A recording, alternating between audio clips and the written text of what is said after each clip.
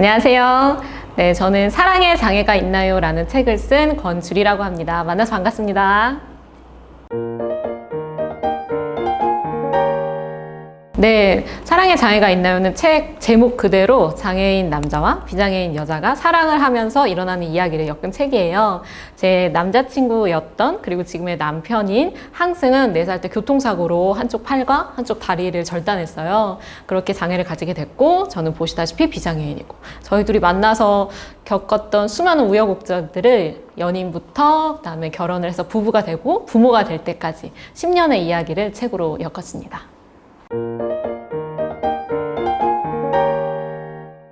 그때 제가 항승 씨가 이제 나랑 연애를 하자라고 했는데 정말 한 며칠 동안 대답을 못했어요. 차마 못하겠더라고요. 근데 다시 돌아간다고 해도 쉽게 대답 못할 것 같아요. 그래서 지금 아무리 제가 그때 저를 보고 괜찮아, 큰일이 일어나지 않을 거야 라고 말할 수 없을 것 같아요. 하지만 연애를 한다고 해서 네가 그 사람의 모든 것을 평생 책임져야 된다는 건 아니야. 그 말은 좀 해주고 싶어요. 너무 부담 갖지 말라고. 그에게는 장애가 있지만 사실은 가릴 수 있는 장애였어요. 특히 여름이 아닌 이상 긴팔을 입고 긴 바지를 입기 때문에 멀리서 봤을 때 모르거든요. 저는 근데 그 모습을 계속 바랬던 거예요, 처음에는. 분명 굉장히 심한 중증 장애인이지만 겉으로 볼 때는 크게 티가 나지 않는 장애인이길 바랬던 거죠. 근데 여러 가지 경험을 하고 나서 항승 씨와 많은 이야기를 하고 나서는 그것조차 저의 되게 욕심이었더라고요. 그래서 딱 이제 그를 진짜로 바라보기 시작해야겠다. 그 이후로는 그의 장애를 그냥 있는 그대로 보려고 노력했어요. 아플까 안 아플까? 조금 걸어도 되나? 조금 여기서 그만할까라고 혼자 생각하지 않고 물어봤어요. 지금 다리 아파? 괜찮아? 조금 더 걸어도 돼? 그러니까 항승 씨도 더 솔직하게 얘기해 주더라고요. 그렇게 행동으로 그의 장애를 외면하지 않으려고 했던 거. 그러자 제 마음도 장애인이지만 멋있는 박항승이 아니라 장애와 상관없이 그냥 멋있는 박항승을 바라보게 된 것 같아요. 요즘은 사실 서로를 안 부릅니다. 육아를 하다 보면 정말 사는데 꼭 필요한 말 외에는 안 하고 싶어요. 왜냐하면 너무 에너지가 없거든요. 이미 아이와의 어떤 하루 종일의 싸움에서 이미 지쳤어요. 그래서 요즘은 이렇게 뭐 밥을 먹다가도 서로 눈이 마주치면 옛날에는 왜? 이렇게 물었을 거를 밥을 먹다가 말 걸지 마라 하면서 서로에게 지금 나한테 꼭 필요한 말이야? 아니면 이따 카톡해. 약간 너무 솔직했나요? 근데 정말로 요즘은 어떤 호칭이나 그런 것보다는 지금 에너지가 너무 부족하기 때문에 육아가 워낙 힘들어서 지금 우리 서로에게 좀 거리를 두자. 하지만 마음은 이어져 있음을 늘 생각하고 있자. 그렇습니다. 처음에는 결혼을 하겠다고 결심을 했을 때 당연히 웨딩을 해서 결혼을 할 줄 알았어요. 근데 항승 씨한테 먼저 물어봤죠. 어떤 결혼식 하고 싶어? 그랬더니 너무 당당하게 난 남들과 좀 다른 결혼식이 하고 싶어. 우리만의 특별한 이야기가 있었으면 좋겠어. 그리고 가버렸어요. 그래서 뭐야? 나보고 어쩌라고 약간 이런 느낌이었는데 우리가 스노보드를 좋아하니까 스노보드를 타고 스키장에서 결혼식을 하면 어떠냐. 그래서 처음에는 도대체 제정신인가? 도대체 어떻게 저런 생각을 할 수 있지라고 솔직히 생각했어요. 그런데 일단 그래, 네가 원하는 게 얼마나 불가능한지 내가 확인해보자 하고 스키장에 전화를 했는데 된다고 하더라고요. 설레는 없고 전례는 없지만 원하시면 행진도 하시라고 스노보드 타고. 그래서 너무 그 뒤로는 일사천리로 정말로 가서 계약하고 준비를 하게 된 거예요. 근데 이제 막상 웨딩홀이 아닌 곳에서 스키장에서 결혼식을 하려고 하니 모든 걸 제가 다 하나하나 준비를 했어야 됐는데 제가 오랫동안 블로그를 했었는데 마침 블로그를 보시던 독자분들 중에 웨딩 플래너 분이 계셨어요. 그래서 그 먼 곳에서 하는 웨딩 촬영, 뭐 메이크업, 드레스 이런 거 다 저한테 선물해 주셨거든요. 한 분만 해주신 게 아니라 웨딩 드레스 업체에서도 메이크업 선생님도 그다음에 촬영하시는 분들도 다 저희 이야기를 들으시고 선물을 해주셔서 너무 감사하게 촬영을 하게 됐어요. 근데 그때가 영하 12도였고 체감 온도가 20도가 영하 20도가 넘었어요.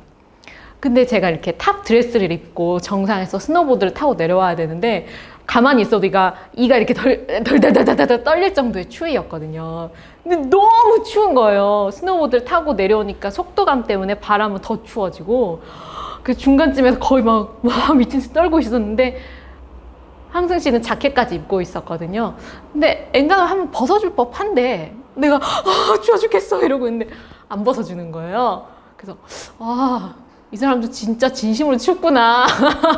그래서 그래 한번 시작했으니까 한번 최선을 다해보자 하면서 정말 소리를 지르면서 스노보드를 탔어요. 저희도 스노보드를 타고 사진작가 세 분도 스노보드를 타면서 사진을 찍거든요. 슬로프에서 직접. 그래서 거의 막 다 같이 5명이 소리 지르면서 우린 다 미쳤어 소리 지르면서 그렇게 촬영을 하고 실제로 스키장에 있는 작은 홀에서 결혼식을 하고 행진은 스키장 슬로프에 올라가서 스노보드를 신고 행진을 하객들이랑 같이 했어요.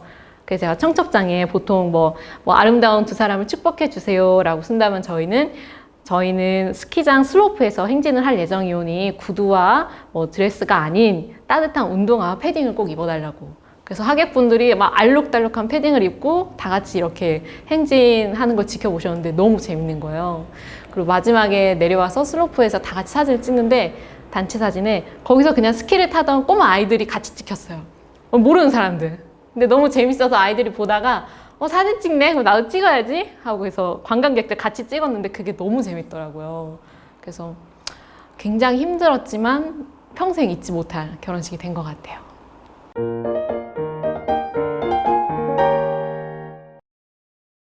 사실 지금 30대가 돼서 돌아보면 뭐 한 3개월 떨어져 있고 3년 정도 한 달에 한두 번 만나는 거 오히려 좋은 것 같아요.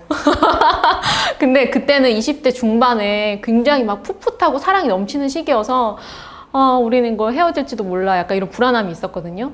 그런데 아무리 멀리 떨어져 있어도 제 시간대에 맞춰서 항승 씨가 항상 연락을 해줬어요. 자기가 훈련이 끝나고 새벽이라도 그다음에 밤 늦게라도 항상 제가 출근하기 전에 연락해서 오늘 잘해. 그다음에 제가 퇴근하고 집에 돌아오면 잠들기 전에 오늘 어땠어? 그러니까 마치 저희끼리 우스갯소리로 너 우리 집에 CCTV 달아놓고 갔지. 어떻게 내가 집에 들어오고 나가는 시간을 그렇게 정확히 알고 연락을 주니? 너 지금 사실 한국에 있는 거 아니야? 약간 이런 이야기 많이 했거든요. 그런 식으로 정말 꽤 오랜 시간 동안 굉장히 세심하게 저를 케어해 줬어요, 말 그대로. 그래서 뭐 실제 물리적으로는 옆에 없었지만 감정적으로는 굉장히 가까이 있는 느낌이 들더라고요. 불안해하지 않았을까 싶어요. 이렇게 안 하면 주리가 떠나야겠구나.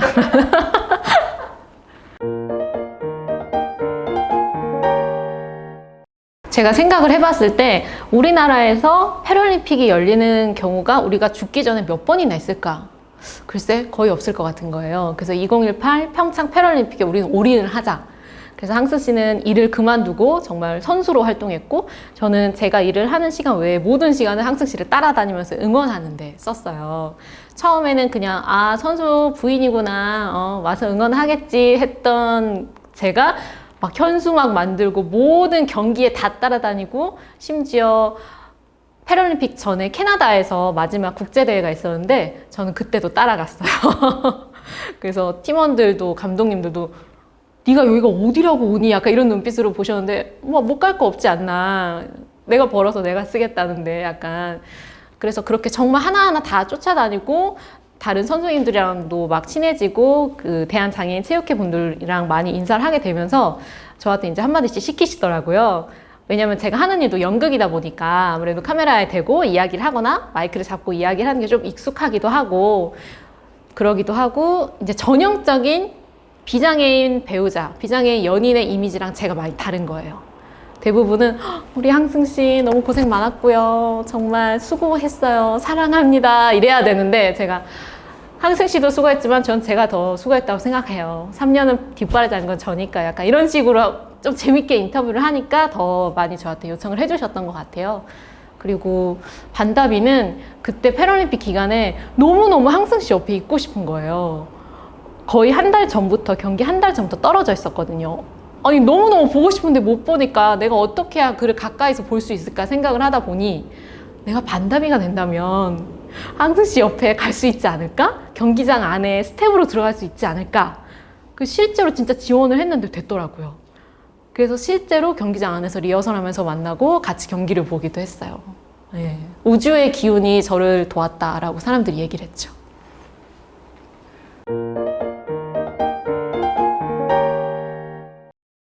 실제로는 제가 탈을 벗고 달려갔기 때문에 알고 있었지만, 네, 제가 나중에 찍은 사진을 보여주니까 그냥 겉에서 봐도 누가 줄인지 알겠다고 이야기를 했어요. 제가 이상한 포즈를 막 하고 있었거든요.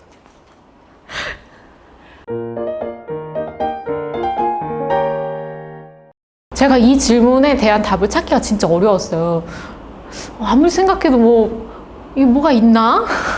그래서 굳이 찾고 또 찾자면, 저는 좀 계획하고 뭔가를 구조적으로 만들어 놓고 진행하는 걸 좋아하는 편이라, 항선 씨가 나가서 친구들이랑 여행을 가든 술을 늦게까지 먹든 미리 나한테 말만 해주면 뭐든 상관없다.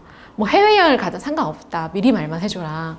근데 처음에는 그 부분이 좀, 항선 씨는 자유로운 사람이라서 잘 안 됐거든요. 그래서 많이 조금 부딪혔는데, 제가 그걸 중요하게 생각한다는 거를 알고 나서는 무조건 저한테 제일 먼저 연락을 해줘요. 나 오늘 뭐 할 거고 다음 주 토요일에는 이런 거 있는데 괜찮아? 하면서 항상. 그 뒤로는 그런 걸로 부딪힐 일은 없는 것 같아요.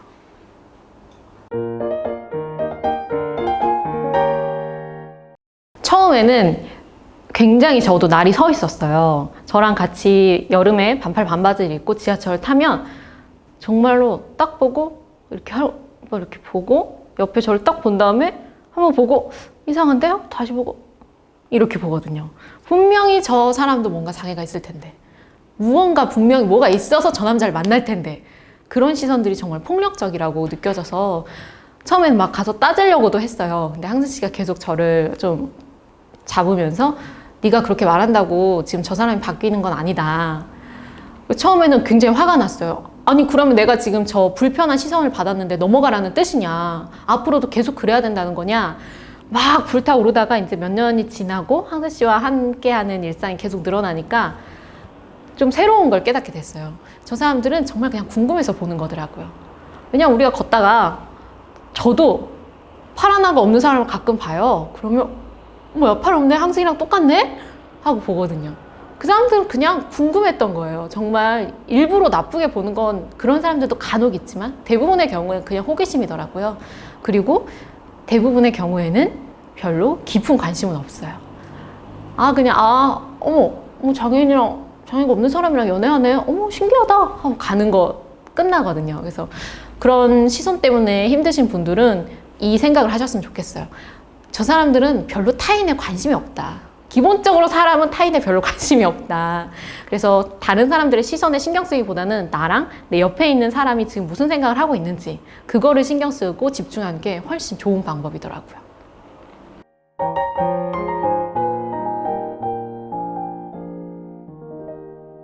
저는 이제 항선 씨를 만나기 전에 저희 가족 중에 장애를 가진 가족이 있어요. 제 남동생이 있는데 굉장히 심한 중증 발달 장애를 가지고 있고, 저는 평생을 동생과 함께 살아왔잖아요. 그러다 보니까 다른 가족들처럼 편하게 외식을 하거나, 외식에서 심지어 돈가스를 한번 썰어본 적도 없고, 왜냐면 동생과 식사를 하다가 다 뛰쳐나가 버리기도 하고 다른 사람이 식사에 손을 얹어서 다 엉망이 되기 때문에 편하게 외식을 한 적도, 가족여행을 간 것도 글쎄 한 20년, 30년 전? 그 이후로 동생이 커가면서는 어디 밖에서 외박을 한 적도 없거든요. 근데 그런 삶이 계속 이어지다 보니까 솔직히 좀 우울했어요. 왜 나는 평범한 가족을 가질 수 없는 걸까? 왜 나는 엄마가 나를 데리러 학교에 안 오지? 왜 내 숙제는 항상 동생에 의해서 다 찢겨 있지? 나는 열심히 했는데 왜 그러지? 굉장히 솔직히 좀 우울했어요.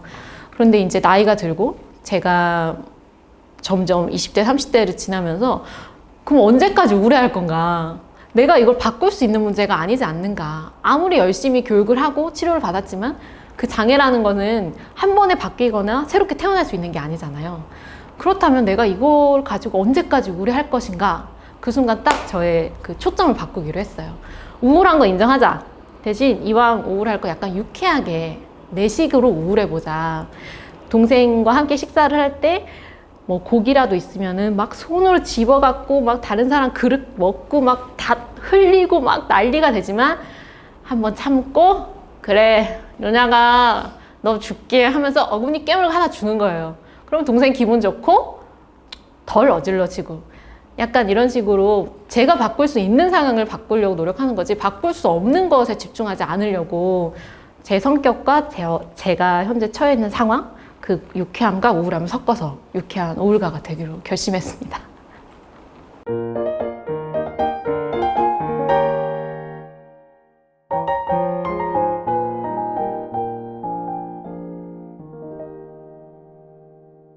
저는 이름으로 불리는 걸 좋아해요. 그래서 처음부터 지금까지 계속 줄이라고 부르라고 계속 협박하고 있어요. 왜냐면 보통 애기 나면 뭐 제 아이 이름이 설인데 설이 엄마 여보 뭐 이런 식으로 하는데 너무 싫은 거예요. 나한테 절대로 그렇게 부르지 말고 줄이야 연애했을 때처럼 그렇게 불러달라고. 저는 말 걸지 말라 그러죠. 저는. 제가 기분 좋을 때는 항승씨라고 하고 약간 조금 언짢다 그러면 항승아 하고 기분 안 좋다 그러면 아빠.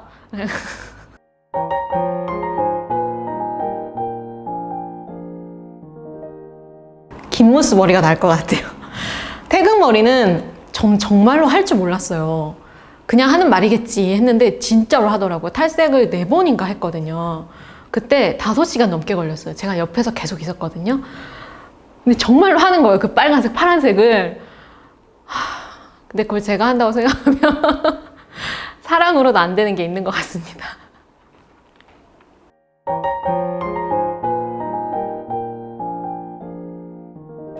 콜라 없이요. 훈련 때문에 많이 떨어져 있었을 때 저 혼자 맛있는 거 많이 먹었어요. 저는 혼자 있어도 잘 있기 때문에 치킨도 먹고 피자도 먹고 맛있는 것도 먹는데 솔직히 맛이 예전만치 않은 거예요. 그러니까 같이 있으면 정말 과자에 맥주를 먹어도 맛있는데 혼자서 진수성찬을 먹어도 그렇게 맛있진 않더라고요. 그래서 퍽퍽살을 선택하겠습니다. 그럼 닭다리죠. 지금 나이가 많이 들어서 좀 더 추울 것 같긴 한데 긴팔 드레스를 입고 스키장 리마인드 웨딩을 선택하고 싶습니다. 다시 촬영해보고 싶기도 해요. 저희 아이랑 같이. 왜냐면 저희 웨딩 사진을 보고 아이가 왜 나는 없냐고 엄마 아빠 스노보드 타는데 왜 나는 없냐 그러거든요. 같이 찍어보고 싶네요.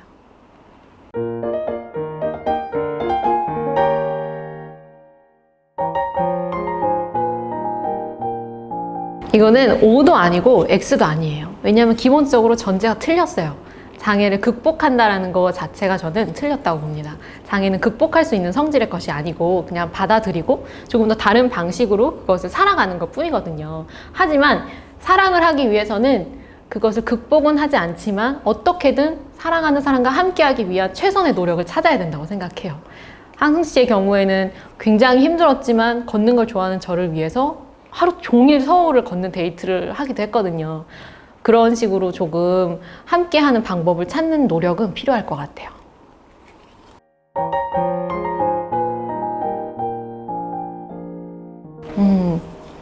네, 이거는 제가 책에도 쓴 이야기인데 저희 아이가 애착 이불이 하나 있는데 정말 신생아 때부터 지금까지 물고 빨고 해서 너무너무 사실은 지저분해졌어요.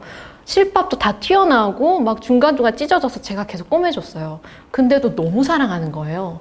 심지어 이거를 빨래를 해야 되면 세탁기에 넣고 그게 마를 때까지 세탁기 앞에 가서 기다려요. 내 사랑하는 애착 이불 마음의 안정이라고 부르는데 엄마 내 마음의 안정 어디 갔어? 하면서 근데 그걸 보면서 이게 마치 사랑의 모습 같다는 생각이 들었어요. 사랑은 어떤 사건이나 시간에 따라서 형태가 변해가잖아요. 저도 항승 씨도 정말 절절하게 사랑했지만 아이를 낳고서는 나한테 말 안 걸었으면 좋겠다 라는 이런 사랑이 되기도 하거든요. 하지만 그게 우리 사이의 사랑이 없어진 건 아니라고 생각을 해요. 단지 시간이 지나감에 따라 형태가 변할 뿐이다. 알맹이는 똑같다고 생각을 하거든요. 그래서 아이의 애착 이불처럼 점점 낡고 해지지만 그 존재는 변하지 않는 것이 사랑이다. 이렇게 생각합니다.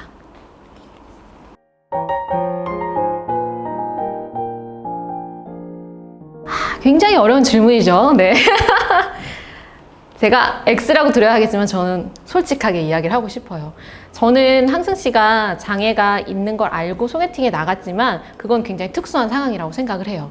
심지어 저는 다리가 하나 없는 건 몰랐어요. 그냥 팔이 조금 없다고 들었거든요. 그 전날에는 조금의 시각장애가 있다고 들었어요. 굉장히 많은 오류 속에서 어쩔 수 없이 사실 만난 거지만 과연 저처럼 선택할 수 있는 사람이 얼마나 될까? 저는 쉽지 않을 거라고 생각하거든요.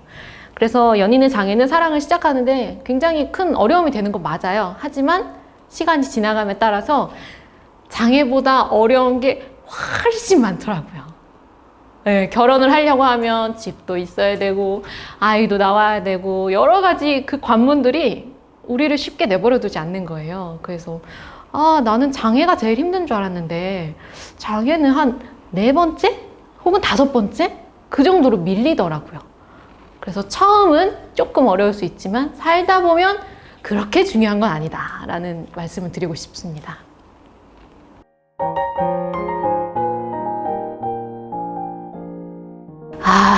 제가 지금 그 잔잔함의 중심에 서 있는데 저희끼리 우스갯소리로 우리 지금 나는 너를 되게 사랑은 해. 근데 내가 좀 피곤해서 네 옆에서 앉아서 이야기를 할 수가 없을 뿐이야. 잠시 떨어져서 우리 서로의 시간을 가지면서 마음으로 사랑하자. 이렇게 얘기하고는 하거든요. 저도 그렇고 항승 씨도 그렇고. 그런데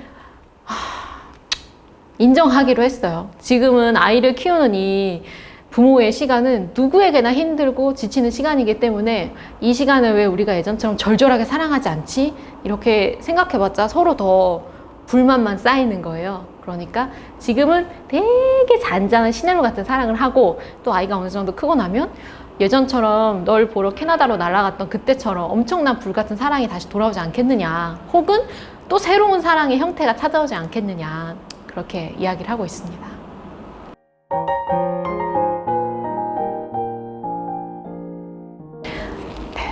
이건 자신 있게 말할 수 있는 것 같아요. 저는 어떻게 보면 굉장히 평탄하게 살아왔어요. 양가 부모님 밑에서 장애가 있는 동생이 있었지만 그것과 별개로 제가 하고 싶은 거 열심히 하고 공부하고 굉장히 평범하게 살았거든요. 그러니까 남들처럼 좋은 대학에 가고 직장에 취직을 하고 결혼을 해서 좋은 서울 아파트에 사는 것이 인생의 행복의 1순위일 거야 라고 생각했는데, 항승 씨는 사실 어떻게 보면 4살 때 당한 교통사고부터 시작해서 굉장히 우여곡절이 많은 삶을 살았어요. 학교를 자퇴하고 대안학교에 입학을 하고 또 뭐 남들은 전혀 생각지도 못한 패럴림픽에 도전하기도 하고 일을 다 그만두고, 근데 그런 엄청난 도전하는 삶을 옆에서 보다 보니까 처음엔 되게 두려웠어요. 제가 나랑 결혼할 생각이 없나? 지금 돈을 모아서 지금 아파트 전세금을 모아야 되는데 어떻게 국가대표를 한다고? 무슨 소리야? 약간 이런 생각이 들었어요. 어떻게 저런 선택을 할 수가 있지? 저게 최선인가? 항상 이런 의문이 있었죠. 근데 항승 씨의 삶을 옆에서 보니까 모든 것이 우리가 생각하는 최악의 방향으로 가진 않더라고요. 항승은 남들이 봤을 때는 사실 굉장히 최악의 상황이죠. 팔 하나, 다리 하나가 없는 정말 중증 지체 장애인이제요. 그렇게 산다는 것은 긍정적인 미래를 꿈꾸기 어려운 삶일 수도 있어요. 누가 봐도 가장 어려운 삶을 살아가는데 누가 봐도 가장 행복하고 긍정적인 꿈을 꾸는 거예요. 그 옆에서 저렇게도 살 수 있나? 무조건 고속도로를 슝 달려가는 것만이 인생의 목적이 아닐 수도 있구나. 중간에 내려서 꽃도 한번 보고 또 국도로 빠져서 다른 길로도 가보고 또 갔다가 아니면 돌아올 수도 있는 거구나. 약간 이런 걸 배웠거든요. 그래서 모든 것이 최악으로 가진 않는다는 거는 저는 확신할 수 있는 것 같습니다.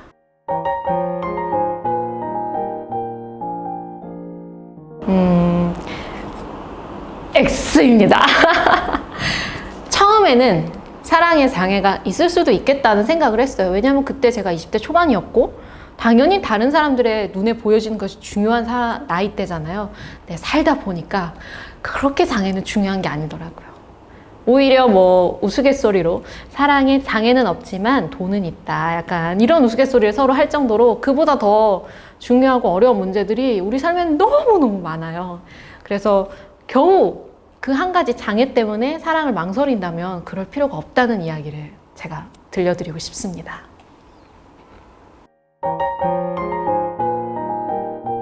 네, 제가 이벤트를 하나 소개해 드리려고 합니다. 영화제 공식 홈페이지 부대 행사 작가 인터뷰에서 퀴즈를 푸시면 추첨을 통해 정답자 3분께 사랑의 장애가 있나요? 제 책을 보내드리려고 합니다. 금요일인 오늘부터 일요일까지 3일간 진행되니 관심 있으신 분들의 많은 참여 기다리겠습니다. 네, 제 이야기 들어주셔서 감사드리고요. 너무 솔직한 이야기가 아닌가 조금 걱정은 되지만 어차피 우리의 인생은 솔직한 이야기들로 이루어져 있다고 생각을 하거든요. 그래서 우리의 사랑에 장애가 있을지 없을지는 함께 살아보면서 조금 이야기를 더 나눠봤으면 좋겠습니다. 네, 이야기 들어주셔서 감사합니다. 지금까지 권주리였습니다.